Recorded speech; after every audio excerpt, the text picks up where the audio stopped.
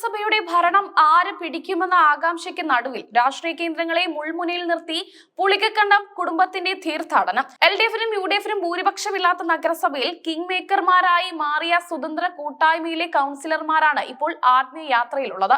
സ്വതന്ത്ര കൂട്ടായ്മയുടെ കരുത്തിൽ അട്ടിമറി വിജയം നേടിയ ബിനു പുളിക്കക്കണ്ടം, സഹോദരൻ ബിജു പുളിക്കക്കണ്ടം, ബിനുവിന്റെ മകൾ ദിയ പുളിക്കക്കണ്ടം എന്നിവരാണ് പഴനി, വേളാങ്കണ്ണി തീർത്ഥാടന കേന്ദ്രങ്ങൾ സന്ദർശിക്കുന്നത്.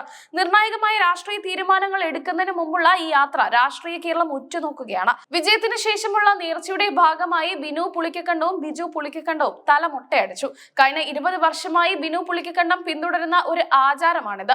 ഓരോ തിരഞ്ഞെടുപ്പ് വിജയത്തിന് ശേഷവും പഴനിയിലും വേളാങ്കണ്ണിയിലും പോയി നന്ദി അർപ്പിക്കുന്നത് അദ്ദേഹത്തിന്റെ പതിവാണ്.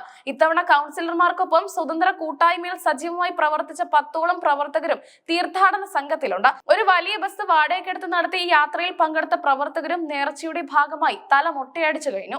തീർത്ഥാടനം പൂർത്തിയാക്കി സംഘം ഇന്ന് വൈകുന്നേരത്തോടെ പാലാ മുരിക്കമ്പുഴയിലുള്ള വീട്ടിൽ തിരിച്ചെത്തും.